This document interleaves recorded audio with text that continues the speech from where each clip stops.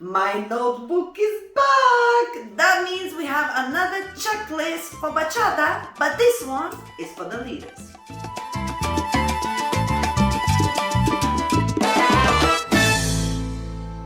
Hello everybody, Rasa the dancer is here with you again, and we have another checklist. Now this one is for bachata and it is for the leaders. I did promise, didn't I? Now what are we gonna do? We're gonna have like 5 little check things that you can do for yourself to see whether you are the one that makes these mistakes, and also you can, by knowing it, correct them, work on them, and get better.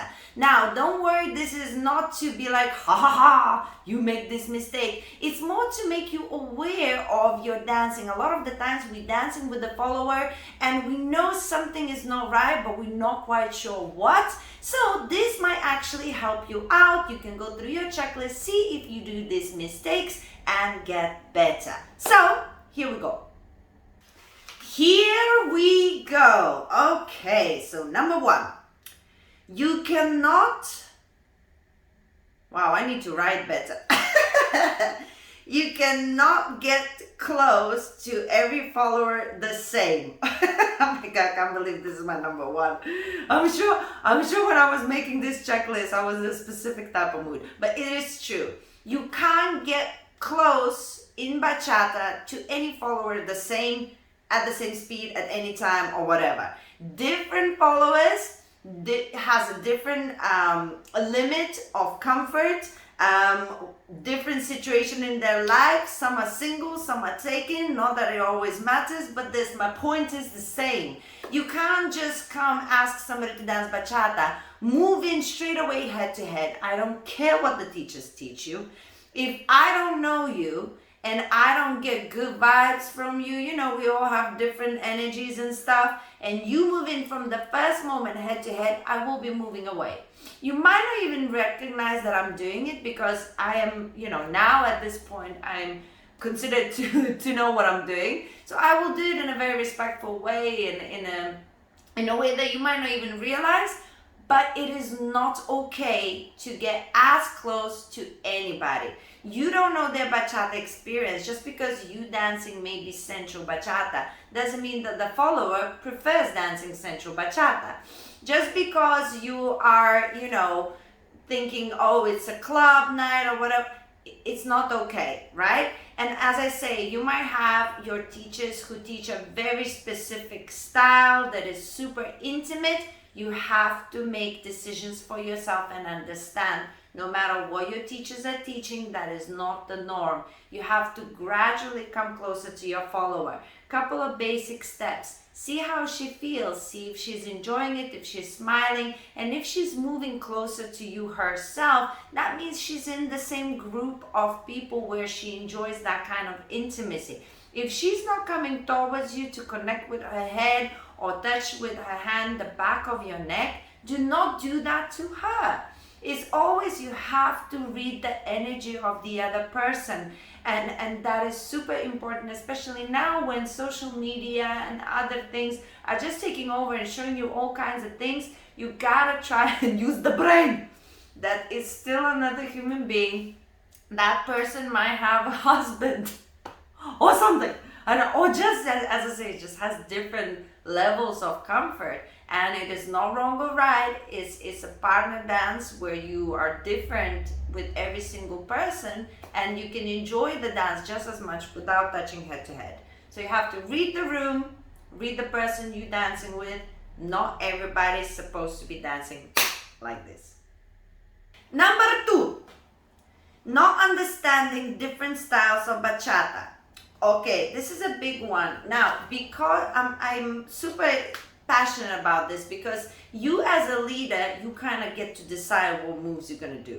The follower doesn't get to decide. Now and then we can express ourselves in the musicality kind of way, playful way, to interact with you, to give ourselves an opportunity to play. But in general, you kind of responsible for the musicality and for the moves and what's going to happen. So very important you educate yourself about different styles of bachata and different music. If you do not, and you just assume that every bachata is the same bachata, it is wrong. I was trying to be political.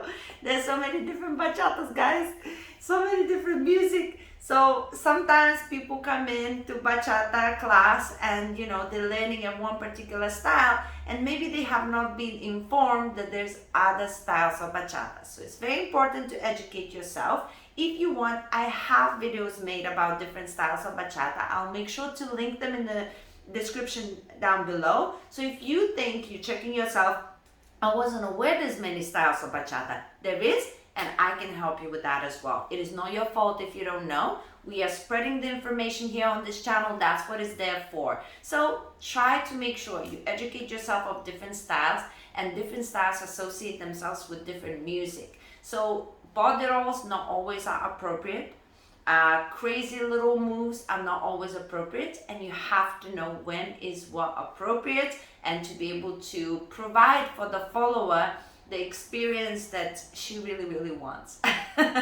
In her mind, she wants to do certain things to certain music, and if you're just stuck in one particular lane, it's really hard for her to express herself. And doing certain things is actually like, if you do complete Dominican authentic song, you start doing sensual bachata, it just seems a little bit strange for her if she knows Dominican bachata. So you have to educate yourself, and that's what we're here for. It's not, again, to say ha ha ha, but just to open your mind and see, aha, maybe that is something I am lacking in, so let me focus on that. We at the number 3, I think, and we have using advanced moves on a beginner follower. Yes. Now, let me tell you a little story. Salsa in Europe was way before bachata, or at least in such a mass and exposure. And in salsa, we have extreme structure on what move is what level and what can you do on what. Now in bachata, it went a little bit bizonkus too early before you got some structure. So that's why some of the salsa teachers are going like, oh my God, when we look at the bachata classes, we're like, Jesus Christ, help me. But it is what it is, and it's getting better, and there's more structure, but at the same time, it's getting worse. I don't know what it is. The point is this. If you are learning an advanced move, you cannot do it to every single follower that you take in your arms. It's ridiculous. There's a reason why so many followers are jumping the level and they're going to advanced classes even though they're not ready for it. And then, the partners are annoyed because they can't do all these things because they're not ready, but they're there. And the reason they're jumping levels because they go to a social and then you do all these crazy stuff on them and they don't know how to do them, so they want to do them, so they go to an advanced class because that's where they're gonna learn them. You're not supposed to do advanced. Wow, do I sound passionate? I'm sorry if I sound a little bit like woohoo, but it's an actual thing. Always remember, this is how you can check. When you start dancing, you do a couple of turns, you do this and this, and you see how the follower responds. If you already struggle with a couple of basic turn patterns, a couple of basic footwork, or a normal bodero or something, you stick with that.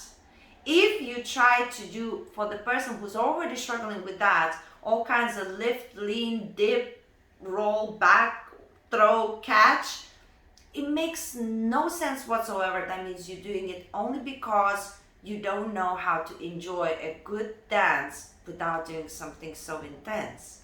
A dance is supposed to be connecting two people with the music that is playing. If you cannot connect with somebody doing simple moves, that's another check, completely different check to make. So always think like this. If I'm an excellent lead, I can bring somebody's level half than what they already are up. Or if I'm super good, maybe one level more. So if they improve, I can bring them to the intermediate. If they are beginner, I can bring them to the improver, and vice versa, right? But you cannot bring a beginner to an advanced. So please try to find a way to enjoy the dance without doing all of the craziness on the people who are not supposed to be doing them right now. Everybody has a process, and if you want your classes to be with people in the right levels, you have to do the social the same. Number 4, let's see if we can be less intense and more relaxed about this. Body movement needs space. This is true. A lot of the times, I don't know what is missed in classes, and maybe it's again the social media and stuff, but actually for any kind of body movement that is facing each other, if you forgive me, if you see, I am passionate about this. If you facing the same way with your partner, and the only way to lead it is with body contact, is different. But if your partner is in front of you, every body movement has to have space. There's sometimes connection maybe in the hip, maybe connection in the upper chest, sometimes. But most of the time, for any kind of snaky movement, body roll, she needs space, or whoever is the follower, right? And that is because if you keep the person super tight, they can't actually make the movement super big. So it's a myth that central bachata is like this. Sometimes in certain positions, yes, but a lot of the times, most of the body movement, we actually give the follower space in order to do it big, nice, and comfortable. And it actually looks better as well and feels better. So that's another thing that you can check when you're doing body movement when your follower is in front of her. Do you feel like you're giving her enough space or not? So that's something you can check, and it will definitely improve your bachata. Final destination number 5, we have not watching the space around you. Now, this is very, very important when you're dancing bachata, and if you're gonna do some moves that the follower is not aware of the spatial surrounding, maybe multiple turns, maybe a lean back, whatever that might be, you have to watch the space around you.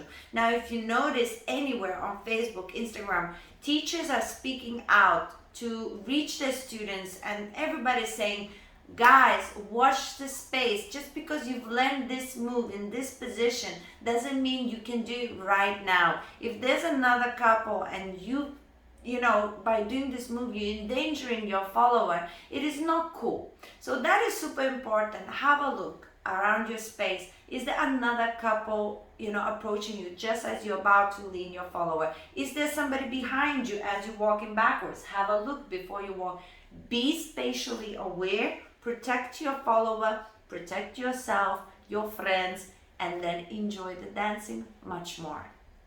Et voila! I hope you kind of enjoyed this. Guys, this is again, as I say, not to point fingers, it's to give you an opportunity to check yourself and see if there's any areas of this what we have talked about could be better and improved. You want to be the best version of yourself on the dance floor, don't you? And remember, we have comment sections, so anything you think should be added to the list, or you think maybe was not mentioned in the right way, leave a comment, let me read it, let me see what you think, let other people see what the conversation should be about. Now guys, I have made these videos as well for salsa. Make sure you check them out, and I will see you very, very soon.